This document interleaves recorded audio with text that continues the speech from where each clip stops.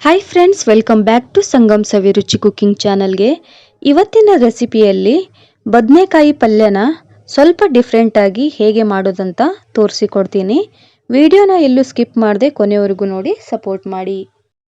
Friends, ಇಲ್ಲಿ ನಾನು ಬದನೆಕಾಯಿ ಪಲ್ಯ ಮಾಡಲಿಕ್ಕೆ 1/4 kg ಬದನೆಕಾಯಿ ತೊಗೊಂಡಿದ್ದೀನಿ. ಇವಾಗ ಕಟ್ ಮಾಡ್ಕೊಳ್ತೀನಿ. ಕಟ್ ಮಾಡಿ ಹಾಗೆ ಇಡಬಾರ್ದು, ಉಪ್ಪು ನೀರಲ್ಲಿ ಹಾಕಿಡಬೇಕು, ಇಲ್ಲಾಂದರೆ ಬದನೆಕಾಯಿ ಕಪ್ಪಾಗ್ತವೆ. ಸ್ವಲ್ಪ ನೀರಿಗೆ ಉಪ್ಪು ಹಾಕ್ಕೊಳ್ತೀನಿ. ಈ ನೀರಲ್ಲೇ ಹಾಕಿಡಬೇಕು, ಅಂದರೆ ಬದನೆಕಾಯಿ ಕಪ್ಪಾಗಲ್ಲ. ನೋಡಿ, ಈ ರೀತಿ ನಾನು ಉದ್ದುದ್ದಾಗಿ ಕಟ್ ಮಾಡ್ಕೊಂಡಿದ್ದೀನಿ. ಇವಾಗ ಬನ್ನಿ ಹೇಗೆ ಮಾಡೋದಂತ ತೋರಿಸ್ತೀನಿ. ಫ್ರೆಂಡ್ಸ್, ಇಲ್ಲಿ ಬದನೆಕಾಯಿ ಪಲ್ಯಗೆ ನಾನು ಮಸಾಲೆ ರೆಡಿ ಮಾಡ್ಕೊಳ್ತೀನಿ. 1 ಹಿಡಿ ಆಗುವಷ್ಟು ಶೇಂಗಾ ತೊಗೊಂಡಿದ್ದೀನಿ. ಹಾಗೆ 1/4 ಕಪ್ ಆಗುವಷ್ಟು ಒಣ ಕೊಬ್ಬರಿ ತೊಗೊಂಡಿದ್ದೀನಿ. ಇವಾಗ ಹುರ್ಕೊಳ್ಬೇಕು. ಸ್ವಲ್ಪ ಸೈಡಿಗೆ ಎಣ್ಣೆ ಹಾಕ್ಕೊಂಡು ನಾನು ಇದಕ್ಕೆ ಎಳ್ಳು ಹಾಕ್ಕೊಳ್ತೀನಿ. 1-2 ಸ್ಪೂನ್ ಎಳ್ಳು ಹಾಕ್ಕೊಳ್ತೀನಿ, ಬಿಳಿ ಎಳ್ಳು. ಹಾಗೆ 1 ಗಡ್ಡೆ ಬೆಳ್ಳುಳ್ಳಿ ಹಾಕ್ಕೊಳ್ತೀನಿ. ಸ್ವಲ್ಪ ಕರಿಬೇವು ಹಾಕ್ಕೊಳ್ತೀನಿ. ಇವಾಗ ಚೆನ್ನಾಗಿ ಹುರಿಬೇಕು. ತೀರಾ ಒತ್ಸುವಂಗೆ ಹುರಿಬಾರ್ದು, ಮೀಡಿಯಮ್ ಆಗಿ ಹುರ್ಕೊಳ್ಬೇಕು. ಇದೇ ಫ್ರೆಂಡ್ಸ್ ಈ ಪಲ್ಯಕ್ಕೆ ಟೇಸ್ಟ್ ಕೊಡುತ್ತೆ. ಈ ರೀತಿ ಹುರಿದು ಪುಡಿ ಮಾಡಿ ಹಾಕ್ಕೊಳ್ಬೇಕು. ನೋಡಿ, ಎಳ್ಳೆಲ್ಲ ಸಿಡಿತಾ ಇವೆ. ಕೊನೆಯಲ್ಲಿ ನಾನು ಸ್ವಲ್ಪ ಹುಣಸೆಹಣ್ಣು ಹಾಕ್ಕೊಳ್ತೀನಿ. ಇದನ್ನು ಕೂಡ ಸ್ವಲ್ಪ ಹುರಿಬೇಕು. ಇವಾಗ ನಾನು ಗ್ಯಾಸ್ ಆಫ್ ಮಾಡ್ಕೊಳ್ತೀನಿ. ಇವಾಗ ನೋಡಿ, ಒಂದು ಪ್ಲೇಟಿಗೆ ಹಾಕ್ಕೊಳ್ತೀನಿ.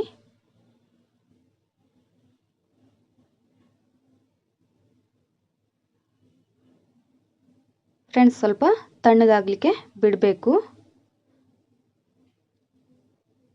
ತಣ್ಣಗಾದ್ಮೇಲೆ ಮಿಕ್ಸಿ ಮಾಡ್ಕೊಳ್ಬೇಕು. ಫ್ರೆಂಡ್ಸ್ ನೋಡಿ, ಇವಾಗ ತಣ್ಣಗಾಗಿದೆ. ಇದನ್ನು ಮಿಕ್ಸಿಯಲ್ಲಿ ಪುಡಿ ಮಾಡ್ಕೊಳ್ತೀನಿ. ನೀರು ಸೇರಿಸಬಾರ್ದು ಫ್ರೆಂಡ್ಸ್, ಹಾಗೆ ಪುಡಿ ಮಾಡ್ಕೊಳ್ಬೇಕು. ಇದಕ್ಕೆ ನಾನು ಸ್ವಲ್ಪ ಕೊತ್ತಂಬರಿ ಸೊಪ್ಪನ್ನು ಸೇರಿಸ್ತೀನಿ. 1 ಹಿಡಿ ಆಗೋಷ್ಟು ಕೊತ್ತಂಬರಿ ಸೊಪ್ಪನ್ನು ಹಾಕ್ಕೊಳ್ತಾ ಇದ್ದೀನಿ. ನೋಡಿ, ನೀರು ಸೇರಿಸ್ತಾ ಇಲ್ಲ, ಹಾಗೆ ರುಬ್ಕೊಳ್ತೀನಿ. ನೋಡಿ, ಈ ರೀತಿ ತರಿಯಾಗಿ ಪುಡಿ ಮಾಡ್ಕೊಳ್ಬೇಕು. ಬನ್ನಿ, ಇವಾಗ ಕಡಾಯಿಗೆ ಎಣ್ಣೆ ಹಾಕ್ಕೊಳ್ತಾ ಇದ್ದೀನಿ. ಜೀರಿಗೆ, ಸಾಸಿವೆ ಹಾಕ್ಕೊಳ್ತೀನಿ. ಫ್ರೆಂಡ್ಸ್, ಇಲ್ಲಿ 1 ಈರುಳ್ಳಿನ ಉದ್ದುದ್ದಾಗಿ ಕಟ್ ಮಾಡಿ ಹಾಕ್ಕೊಳ್ತಾ ಇದ್ದೀನಿ. ಎಣ್ಣೆಯಲ್ಲಿ ಚೆನ್ನಾಗಿ ಫ್ರೈ ಮಾಡ್ಕೊಳ್ಬೇಕು. ಈ ಪಲ್ಯ ರೊಟ್ಟಿ ಮತ್ತು ಚಪಾತಿ ಜೊತೆಗೆ ತುಂಬ ಚೆನ್ನಾಗಿರುತ್ತೆ ಫ್ರೆಂಡ್ಸ್. ನೀವು ಕೂಡ ಮನೆಯಲ್ಲಿ ಟ್ರೈ ಮಾಡಿ. ಈ ರೀತಿ ಒಂದು ಸಾರಿ ಚೆನ್ನಾಗಿ ಈರುಳ್ಳಿನ ಫ್ರೈ ಮಾಡ್ಕೊಳ್ಬೇಕು. ಇವಾಗ ನಾನು ಇದಕ್ಕೆ ಕರಿಬೇವು ಹಾಕ್ಕೊಳ್ತಾ ಇದ್ದೀನಿ. ಕರಿಬೇವನ್ನು ಕೂಡ ಚೆನ್ನಾಗಿ ಫ್ರೈ ಮಾಡ್ಕೊಳ್ಬೇಕು. ಇವಾಗ ಇದಕ್ಕೆ ನಾನು 1 ಟೊಮೆಟೊ ಹಾಕ್ಕೊಳ್ತಾ ಇದ್ದೀನಿ. ಇದನ್ನು ಚೆನ್ನಾಗಿ ಫ್ರೈ ಮಾಡ್ಕೊಳ್ಬೇಕು. ನೋಡಿ, ಅರ್ಧ ಫ್ರೈ ಆದಮೇಲೆ ಇದಕ್ಕೆ ನಾನು ಅಚ್ಚಕಾರದ ಪುಡಿ ಹಾಕ್ಕೊಳ್ತೀನಿ. 1-2.5 ಸ್ಪೂನ್ ಹಾಕ್ಕೊಳ್ತಾ ಇದ್ದೀನಿ. ಸ್ವಲ್ಪ ಅರಿಶಿನ ಹಾಕ್ಕೊಳ್ತಾ ಇದ್ದೀನಿ. ರುಚಿಗೆ ತಕ್ಕಷ್ಟು ಉಪ್ಪು ಹಾಕಿ ಚೆನ್ನಾಗಿ ಮಿಕ್ಸ್ ಮಾಡ್ಕೊಳ್ಬೇಕು.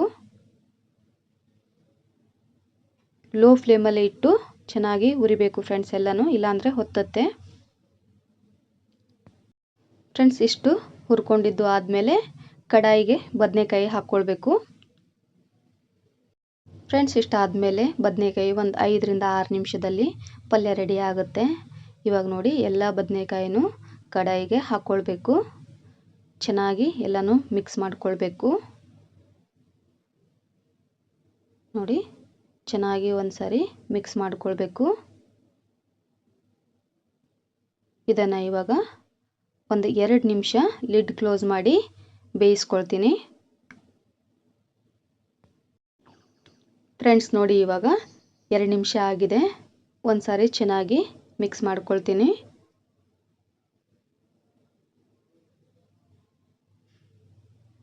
ಇವಾಗ ನೋಡಿ, ಮಿಕ್ಸ್ ಮಾಡ್ಕೊಂಡಿದ್ದು ಆದಮೇಲೆ ನಾನು ರುಬ್ಕೊಂಡಿದ್ದಂತಹ ಮಸಾಲೆನ ಹಾಕ್ಕೊಳ್ತೀನಿ. ಇದಕ್ಕೆ ಸ್ವಲ್ಪ ಮಿಕ್ಸರ್ ಜಾರಲ್ಲಿ ನೀರು ಹಾಕ್ಕೊಂಡು ಅದನ್ನು ಹಾಕ್ಕೊಳ್ತಾ ಇದ್ದೀನಿ. ನೋಡಿ, ಚೆನ್ನಾಗಿ ಮಿಕ್ಸ್ ಮಾಡ್ಕೊಳ್ಬೇಕು.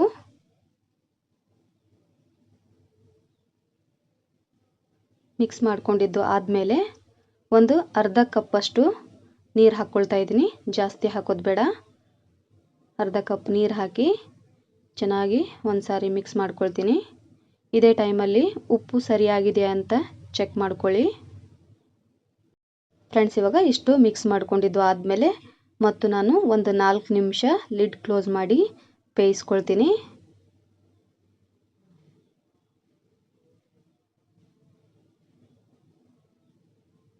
ನೋಡಿ ಫ್ರೆಂಡ್ಸ್, ಒಂದು 4 ನಿಮಿಷ ಬೇಯಿಸ್ಕೊಂಡಿದ್ದೀನಿ. ಚೆನ್ನಾಗಿ ಬೆಂದಿದೆ ಫ್ರೆಂಡ್ಸ್. ನೋಡಿ ಫ್ರೆಂಡ್ಸ್, ಇವಾಗ ಬದನೆಕಾಯಿ ಪಲ್ಯ ರೆಡಿ ಆಯಿತು. ನೀವು ಕೂಡ ಈ ರೆಸಿಪಿನ ಮನೆಯಲ್ಲಿ ಟ್ರೈ ಮಾಡಿ ಹೇಗಾಗಿದೆ ಅಂತ ಹೇಳಿ ಕಮೆಂಟ್ ಬಾಕ್ಸಲ್ಲಿ ಕಮೆಂಟ್ ಹಾಕೋದನ್ನು ಮರಿಬೇಡಿ. ಈ ಪಲ್ಯ ಚಪಾತಿ ಮತ್ತು ರೊಟ್ಟಿ ಜೊತೆಗೆ ತುಂಬ ಚೆನ್ನಾಗಿರುತ್ತೆ ಫ್ರೆಂಡ್ಸ್, ಟೇಸ್ಟಿಯಾಗಿರುತ್ತೆ. ಟ್ರೈ ಮಾಡಿ. ಈ ರೆಸಿಪಿ ನಿಮಗೆ ಇಷ್ಟ ಆದರೆ ಒಂದು ಲೈಕ್ ಕೊಡೋದನ್ನು ಮರಿಬೇಡಿ. ಹಾಗೆ ನಿಮ್ಮ ಫ್ಯಾಮಿಲಿ ಫ್ರೆಂಡ್ಸ್ಗೆ ಶೇರ್ ಮಾಡಿ ಸಪೋರ್ಟ್ ಮಾಡಿ. ನನ್ನ ಚಾನಲನ್ನು ಯಾರೆಲ್ಲ ಹೊಸದಾಗಿ ನೋಡ್ತಾ ಇದ್ದೀರಾ ಪ್ಲೀಸ್ ಸಬ್ಸ್ಕ್ರೈಬ್ ಮಾಡ್ಕೊಳ್ಳಿ. ಹಾಗೆ ಪಕ್ಕದಲ್ಲಿರುವ ಬೆಲ್ ಐಕಾನ್ ಪ್ರೆಸ್ ಮಾಡಿ ಆಲ್ ಅಂತ ಕ್ಲಿಕ್ ಮಾಡಿದ್ರೆ ನಾನು ಹಾಕುವಂಥ ಎಲ್ಲ ವಿಡಿಯೋ ನೋಟಿಫಿಕೇಶನ್ ನಿಮಗೆ ಮೊದಲು ಬರ್ತವೆ, ನೀವೇ ಮೊದಲು ನೋಡ್ಬೋದು. ಮತ್ತೆ ಸಿಗ್ತೀನಿ ಫ್ರೆಂಡ್ಸ್ ಮುಂದಿನ ರೆಸಿಪಿಯಲ್ಲಿ. ಅಲ್ಲಿವರೆಗೂ ಧನ್ಯವಾದಗಳು.